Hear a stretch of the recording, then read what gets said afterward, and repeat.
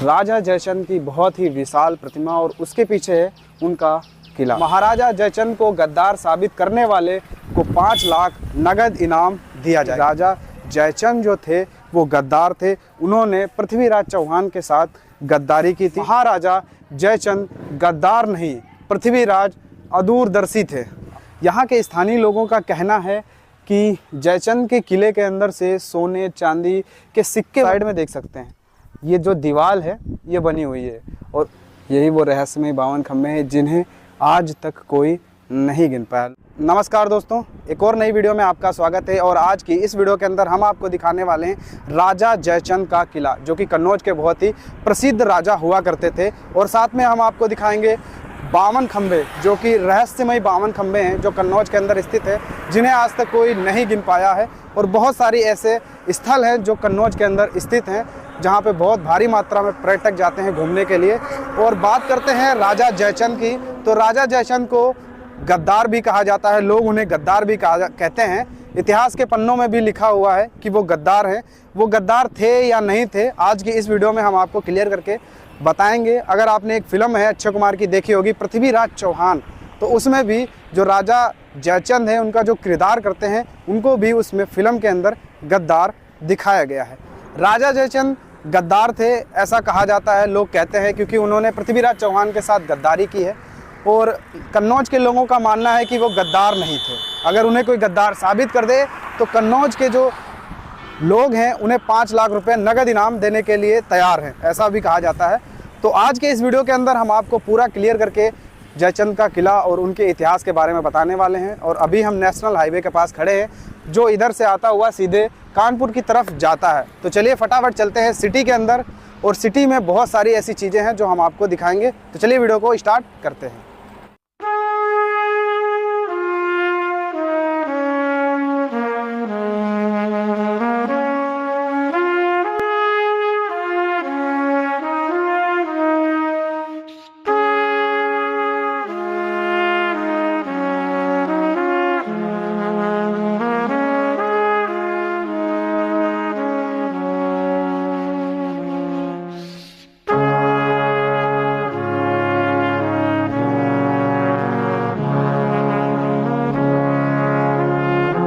दोस्तों अभी मैं सिटी के अंदर आ चुका हूं और मेरे पीछे आप देख सकते हैं बहुत ही जो पुराना गेट है वो आपको दिखाई दे रहा होगा, जिसके ऊपर लिखा हुआ है बेनीराम मूलचंद कारखाना इत्र कन्नौज। और इसमें डेट देख सकते हैं 1944 लिखी हुई है। ये अंग्रेजों के ज़माने का दोस्तों गेट है और इस गेट से सीधा एंटर होके हम चलने वाले हैं राजा जयचंद का किला। तो चलिए चलते हैं।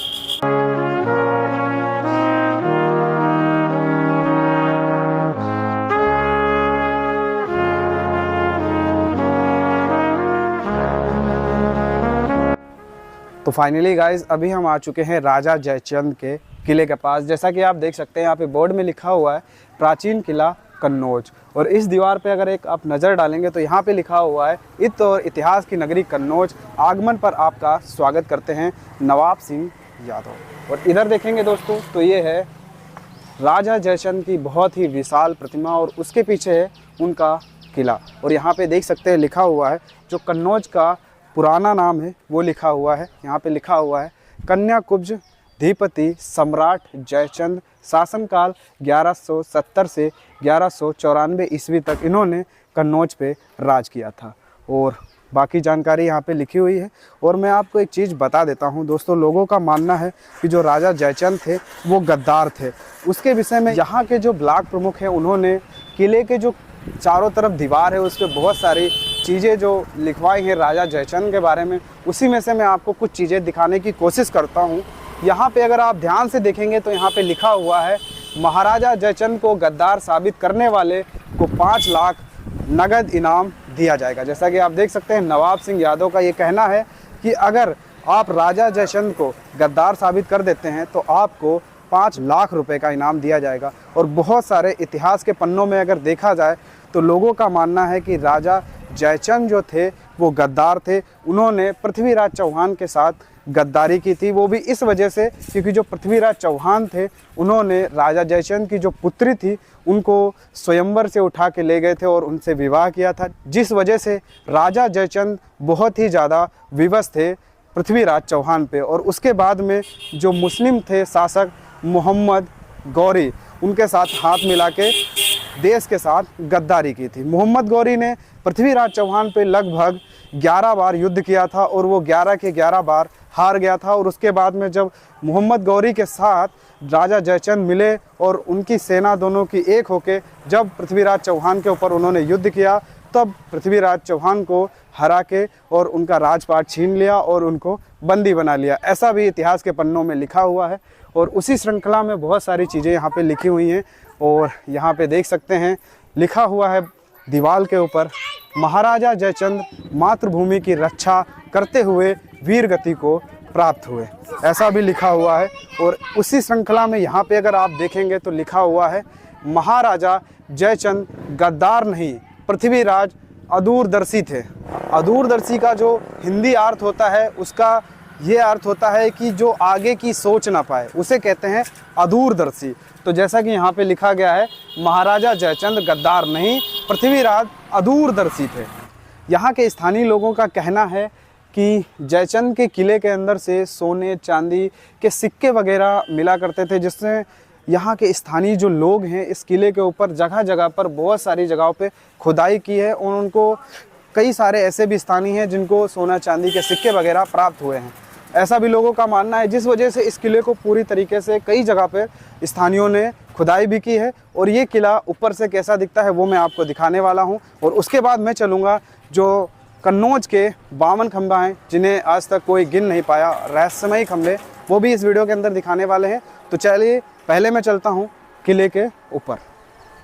ये देख सकते हैं दोस्तों, राजा जयचंद की जो विशाल प्रतिमा है यहाँ पे स्थापित की गई है।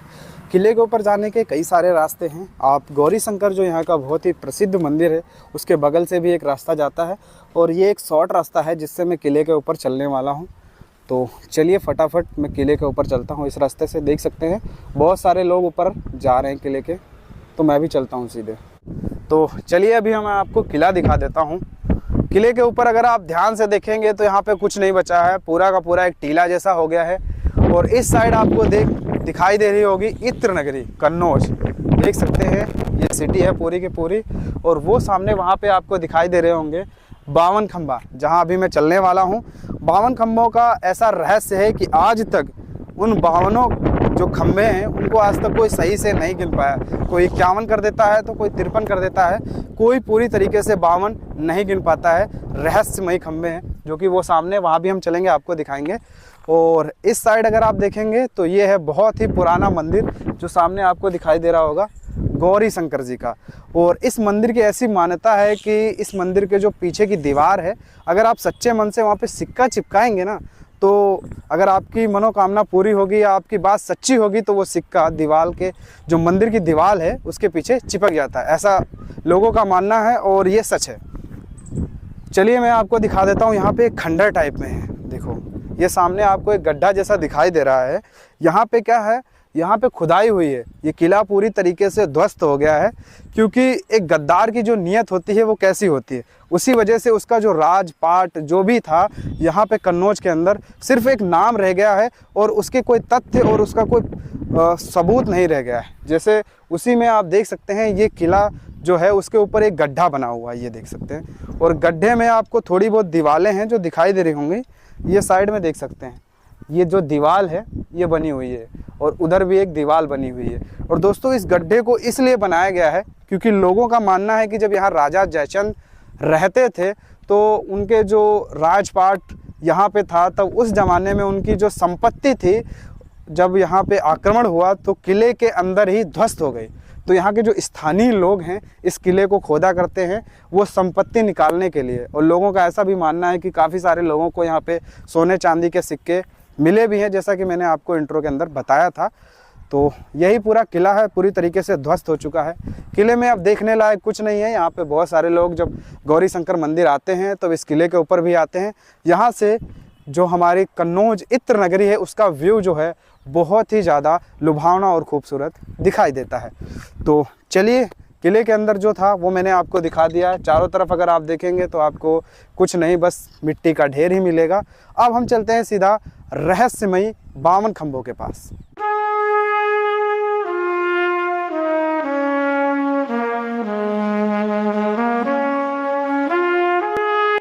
तो दोस्तों अभी मैं पहुंच चुका हूं वही रहस्यमयी 52 खंबे जो कि कन्नौज के अंदर स्थित हैं।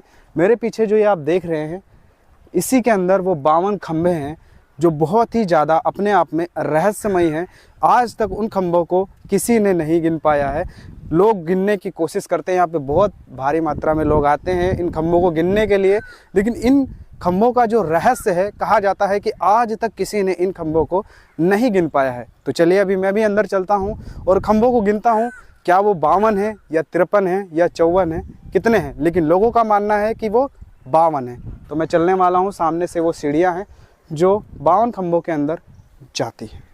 तो दोस्तों अभी मैं अंदर आ चुका हूँ और स्लीपर वगैरह जो होती है मैंने यहाँ पे उतार दी हैं और चलता हूँ, क्योंकि इसके अंदर मज़ार बहुत सारी हैं और 52 खंभे भी हैं जो वो मेरे पीछे आप देख सकते हैं। यही वो 52 खंभे हैं, रहस्यमयी 52 खंभे जिन्हें कहा जाता है। अगर कन्नौज के अंदर आप इसे घूमने के लिए आते हैं तो आपको बोलना पड़ेगा कि हमें जाना है रहस्यमयी 52 खंभे।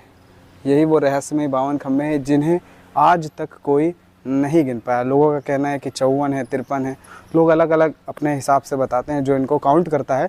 लेकिन अगर इतिहास के पन्नों की बात करी जाए तो इनको 52 खंभों के नाम से जाना जाता है, जो कि कन्नौज सिटी के अंदर स्थित है।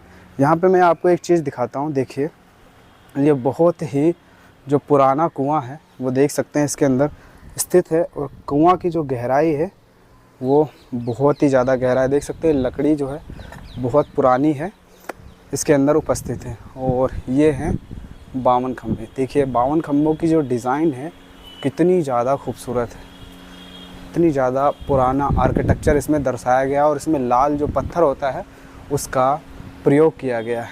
ये देख सकते हैं 52 खंभे। एक लाइन में कितने, 1 2 3 4 5 6, एक लाइन में 6 हैं। 1 2 3 4 5 6 7 8 9 10 लाइन इधर से हैं और 6 इधर से हैं, उस हिसाब से हो जाएंगे 60।